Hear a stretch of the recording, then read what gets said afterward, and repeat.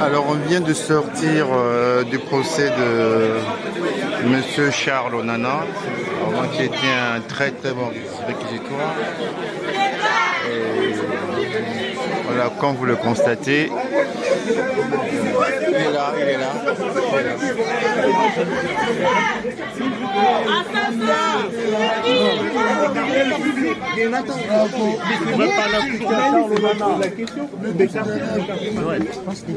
Monsieur Charles Onana, après tout ce moment, ce que vous avez vécu, les accusations, la défense et aussi votre argumentaire, quelles sont vos impressions?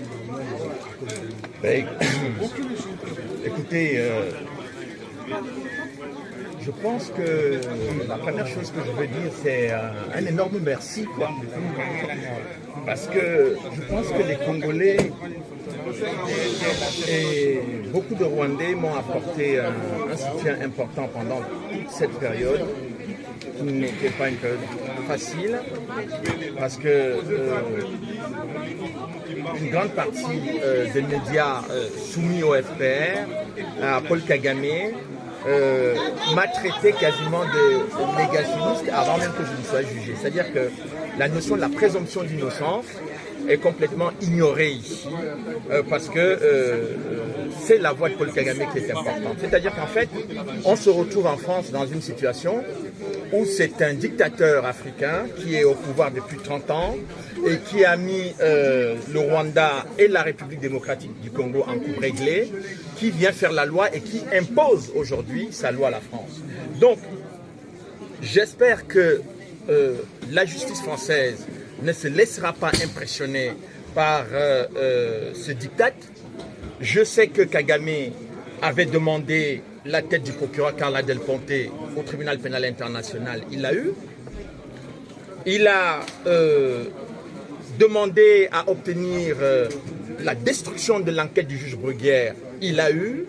Et aujourd'hui, il demande la tête de Charles Onana. J'espère qu'il ne l'aura pas. Il l'aura pas. Concernant votre sécurité, vous avez subissé des menaces de mort. Qu'est-ce que vous dites? Parce que les Camerounais, les Congolais et les Français, tous ceux qui vous soutiennent sont inquiets sur votre sécurité. Qu'est-ce que vous en dites? Bon, je leur dirais de ne pas être inquiets parce que, évidemment, mon avocat a déposé plainte pour menace de mort parce que le 13 juillet dernier, M. Paul Kagame a dit que des gens comme moi doivent mourir. Nous prenons ces menaces au sérieux, mais vous n'avez pas à vous inquiéter pour moi parce que, en fait, M. Kagame a des millions de morts sur les bras. Il s'en moque éperdument. La seule chose que je veux dire au peuple congolais aujourd'hui, ne vous laissez pas impressionner par la communauté internationale. Ne vous laissez pas intimider par l'attitude et des médias qui soutiennent Paul Kagame et de l'attitude de Paul Kagame lui-même. Il va falloir aujourd'hui que les Congolais comprennent que si ils laissent Paul Kagame faire, ce pays disparaîtra. Et c'est son objectif depuis 30 ans. Et donc, l'objectif aujourd'hui, c'est au-delà de ma petite personne, j'ai entendu ici au tribunal que mon procès, le résultat de mon procès aura des conséquences judiciaires et politiques. Ça signifie donc que le procès qui est intenté contre moi est un procès politique. Donc, il est important que les Congolais reçoivent ce message que je vous donne aujourd'hui.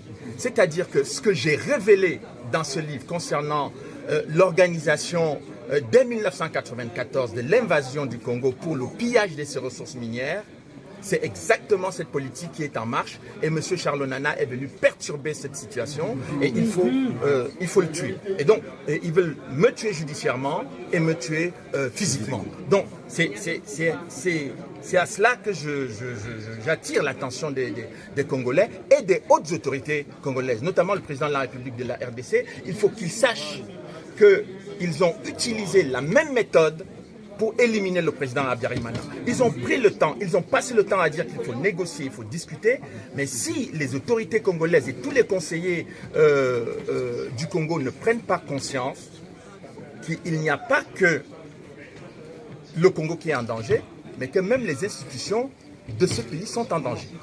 Donc, je tenais à faire passer ce message-là, parce que quand on dit que le résultat de mon procès aura des conséquences politiques, il faut qu'on comprenne de quoi il s'agit. Monsieur Charles, Monsieur Charles, Monsieur Charles, je suis un Congolais. Quel message